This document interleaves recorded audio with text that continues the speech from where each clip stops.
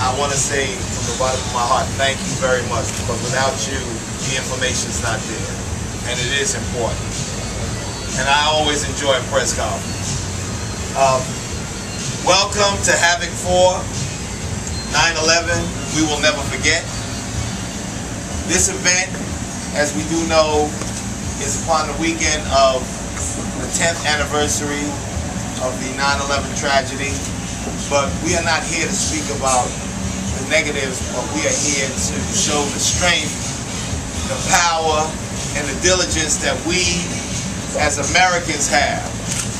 The athletes that will be participating on this card will be boxing in the memory of all those that we did lose, those who are still suffering at this moment, and they have all told me they're going to put on one hell of a show. A lot of the athletes are unfortunately moving through medicals, and it's been a very tight weekend with all of the rain and the hurricane and everything else. As always, New York survived. But I would like to introduce those that did come from our last conference. We know we have a full card. As it stands now, we have 11 bouts on the card. A friend of mine told me this was a Don King-esque type boxing card, but I said, no, this is Havoc time. And this is what Havoc does. We don't want to be associated with a Don King anything. Because Havoc athletes, people who participate with us, they all know we spoil everybody. We want everybody to be happy. It's tough enough getting in the ring and being a pugilist, but now you're going to be treated like you are someone special. That's how it was when I came up, and that's what we are bestowing upon the athletes that participate with us. So without further ado, I'd like to introduce first his trainer, because we don't do it on this lower level, but Kelly Richardson, I want you to stand up and give him a big round of applause, because he works with a great athlete, and he's a great trainer. Jeffrey Works. How you doing, everybody? Thanks for coming out. We want to throw a nice, exciting show for y'all this Saturday on the memory of 9/11, and it's going to be a beautiful event. I'm happy having promotion gave me the opportunity to put my young future champion on the card. I really appreciate it. I want to give a big shout out to Andre Zera and Robert Diaz and the whole staff at Havoc Promotion. I'm going to keep it short and sweet. I'm just happy to be here. I'm happy all you guys came out, and look forward to more great events through Havoc Promotion. Thank you very much. If I don't have to pay you. Very well said, Kelly. Thank you very much. Now, making his pro debut, I first saw this young man box when Kelly brought him down to my gym. And he was, as he is now, getting taller every day. He was long and lanky. And he was really, really, really precocious in the ring. He was bouncing around, throwing quick combinations, using his jab. He looked like he was on Sugar Baby's candies because he had so much energy. And I said to myself, this young man, he's going to be special someday. I'm incredibly happy to have him making his pro debut on our card. Let me give a big announcement to, and stand up and say a few words for the people. Zachary AOA. I'd like to thank you guys all for coming out to see me at the press conference. I hope you guys make it at the show Saturday night. I put on a great show for you guys. I worked hard for 3 months straight, not doing anything wrong. 3 months straight working hard for this fight. It's a pro debut. This is my time to shine. That's it.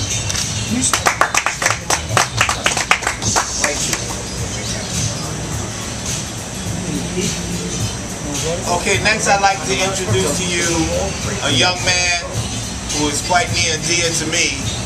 He's been in my life as long as he's been boxing, and I refer to him as my nephew. A lot of people think I have 8,000 nephews, and I'll be the first one to say I do. But regardless if it was a sister or a brother of mine that produced them and gave birth to them, they still are in my heart family. So without further ado, this young man is making a return to boxing.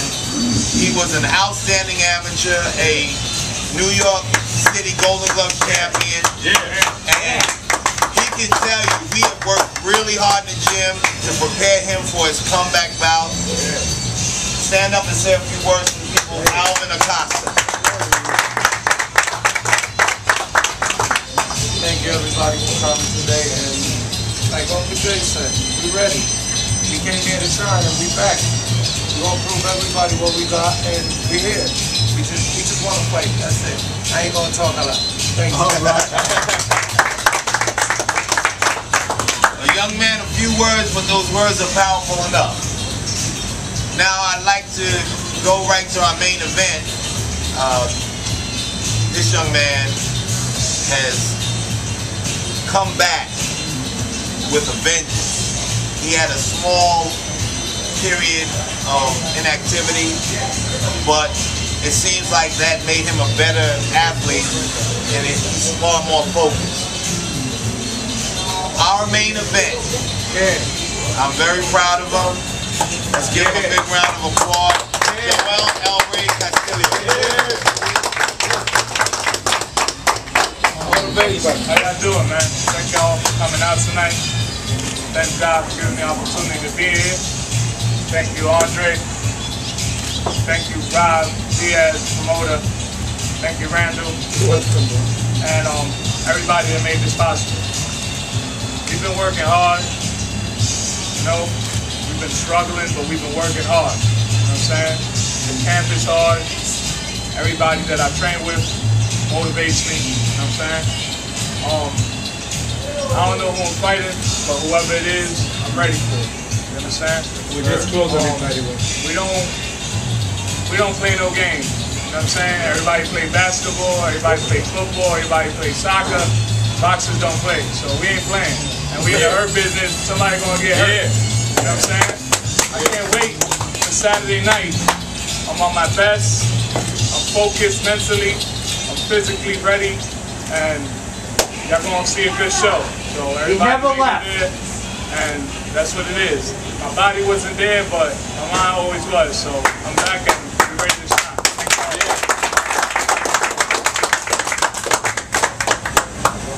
Okay, I'm going to announce the card as it stands. As we all do know, cards are subject to change at all moments.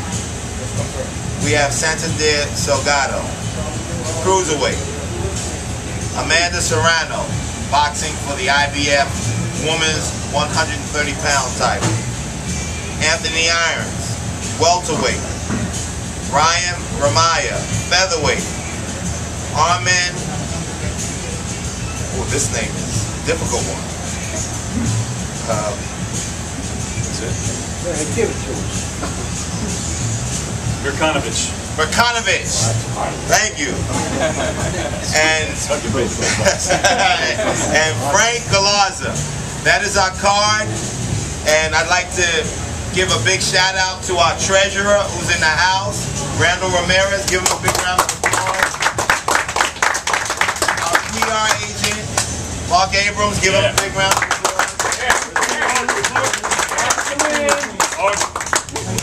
This is just one of many steps that we at Havoc are making to rise to the top. And without fail, I guarantee you that we, in the next few years, will be not only one of the best, but one of the most liked, loyal, and dedicated to the athlete promotion companies on the planet. Yeah. Thank you so much for coming out.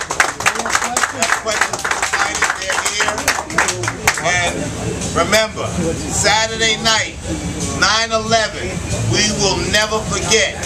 We are in the hurt business, and somebody's going to get hurt up in here. 20%. Also, emergency service workers, they receive a 20% discount off tickets. Police, fire, EMS. If it's emergency services, it covers that criteria. 20% off all tickets. Come on out, spread the word. Let's have a fantastic time on Saturday night. Andre, I know you've been in this a while. Is this your biggest card yet, number one? And what are some of the challenges you have in putting on a local show? Well, actually, this is my second biggest card. We had 12 bouts approximately 10 years ago on a card at the amateur. And the only challenges we really have are trying to work out bout assignments with the higher ups. That's the only problem. Just making sure everything works. Right. And other than that, we really haven't had a hard time. Athletes really enjoy working with us because we once again treat them as they should be treated, with dignity and respect. And we don't look at any losers here. You come to box on a Havoc show, you're coming to perform. So there's no A side or no B side, there's only the side. And that's basically about it. And all the tickets are one price again? All the tickets are $50. Come early. We're expecting a really nice turnout for this one, and it's going to start at 7 o'clock, and the action is going to begin on time. How's the attendance been for you in previous fights of the ABA? The attendance has actually been good. For the number of athletes that were boxing on particular cards, it's really been good. We always have a house that's jumping. The reason why I asked that question is you see people in this business in a bad place. Right. What keeps you successful? Well, basically it's the connections, the friendships, the mutual respect between business interactions, just making sure that people understand that we're here for the event. We're not here for ourselves. It's not, oh, okay, we're promoting to make money. We're promoting to give fighters a chance to grow in their careers. Every success is something you build. And if you don't build it, it'll never grow. So what we're doing is we're trying to build futures. I wanted to ask Alvin a question. You haven't fought in 5 years. I know it's a comeback fight for you. What made you disappear from boxing, and what made you come back to it? I had a little problem, you know. I grew up with my coach, only one coach, and I'm real loyal. My coach is not in boxing like that no more, so I didn't have to do nothing with boxing no more. But you know, I'm fighting with Dre, my cousin, motivated me to come back, and I'm back. It's what I've been doing all my life. I come from a breed of fighters, so this is what we're doing. This is what I always been here. I just, you know.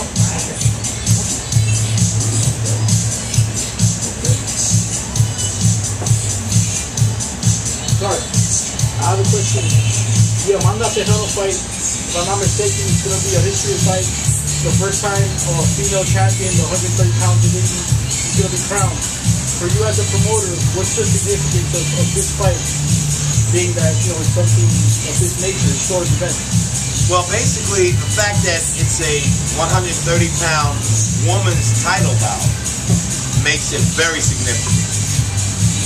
Amanda is a fantastic athlete, and every time she boxes with the intent to destroy her opponent, and I love that about her. Women don't get as much recognition as they should, but she's the type of athlete that can bring that attention and make it flourish. So we're looking forward to her being quite explosive against her opponent. And of course, we're happy that Amanda, through Boxing 360, is working mutually with Havoc to make this event possible. Are you interested in building female boxing on your shows? And the reason I ask that is, you know, Develop claims that it's going to have a woman fighter, female fighter, every one of its Broadway boxing shows. Are you thinking about something along those lines too? Well, we never say no to anything. Never say no to anything. If it's possible to make it work, then we will. It's not always possible, so if it's not feasible, then we have to shut it down, but we're trying to make it work. One question. 60 years ago, a lot of New York fighters fought other New York fighters. Seems like the last 30 years that's escaped, and that's the decline in boxing in the New York area. You seem to have the right track coming back. Do you see that in the future where New York fighters fighting New York fighters again?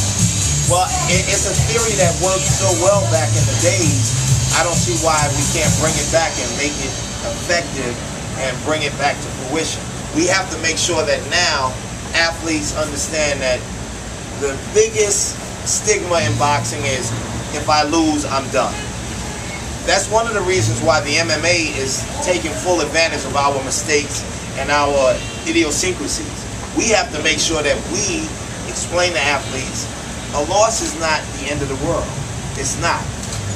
Now, you shouldn't be losing to a lesser athlete, but if you meet an athlete and you are evenly matched and for whatever reason you might come up short, it should not be the end of the world.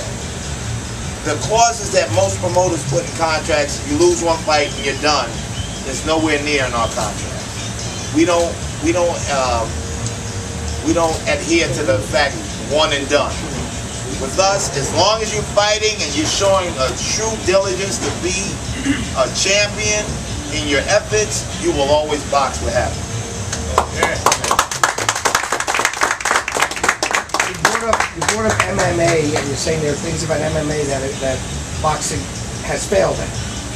Actually, I agree with you. I'm not a big MMA fan, but one of the things that they do is, and I want to get your opinion on this, is that take Victor Ortiz against Maidana. He quit. Right. Yeah. Oh, they haven't let him forget that. Even now, that people have forgotten it, let alone before. MMA fighters quit all the time. It's called tapping out. Or they quit because they're taking too many punches. Boxers, oh, he doesn't have any heart if he quits. Do you see that as something that could change in boxing? Well, I'd like to see that change. The reason, there's a difference, and I'll briefly explain it.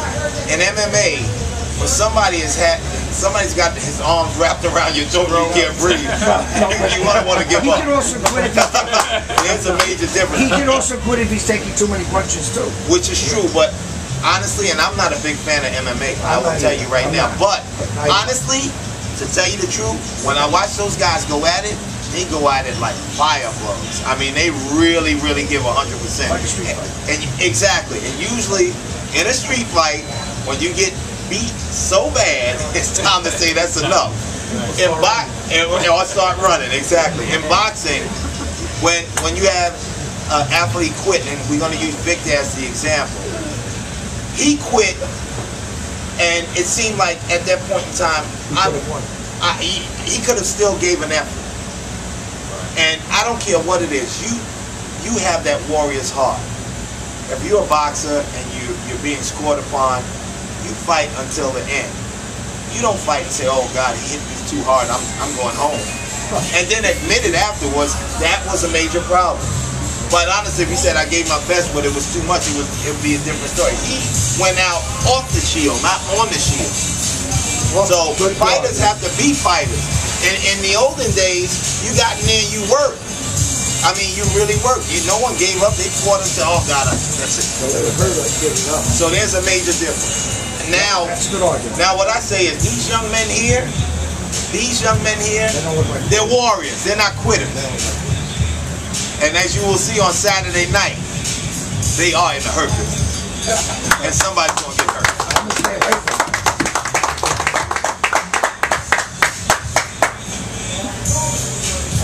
Oscar De La Hoya is coming to Brooklyn in a couple of years. Do you see that as a future thing where you could be like giving him fighters and working with him? Well, once he gets past his problems.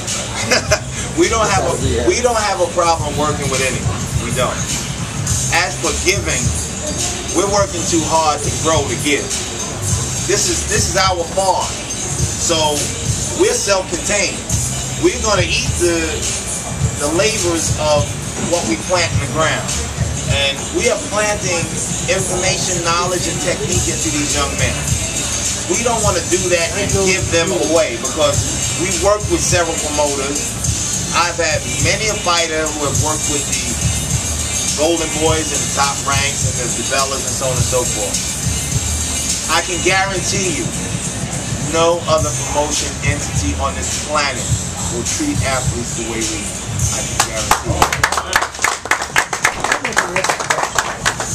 I I don't know if we didn't answer that No, question. he answered. What you mean, the way I would answer that question is, if he said, look, we need an opponent, we're not taking the fight away from you. But that one of your fighters would fight in his card, get paid, you would get compensation or whatever. We don't. In other words, co-promote, so to speak. Right. We don't have a problem co-promoting because you know what? Oscar would have to bring the opponent to us. He's coming to New York. So regardless of what Golden Boy thinks, Havoc has always been New York born and bred. That's right. We started in Brooklyn and we're going to take over the world. No, I agree with you, but the reason why I asked that question, I don't know if you got it, is sometimes in this business, you work with a fighter, and all of a sudden he leaves you. You just said it. Well, that's different. Yeah, that's taken. That's like so what you're trying to say is you're building that base where they're not going to. Right. You have a family. Loyalty, listen, I have nothing else. I could one day have billions of dollars. I could one day have everything that this world can offer. But if I can't trust someone and they can't trust me, I don't have a damn thing. That's right. Loyalty is everything. And I'll be the first one to say it. I have a clothing company and I work hard with it. And sometimes I'm just getting to the fight and the guys have to start walking out and jump into their uniform. But I make sure they get it. And that's important. You got to be able to trust the people around you. If you can't, you don't have a damn thing. Hallelujah.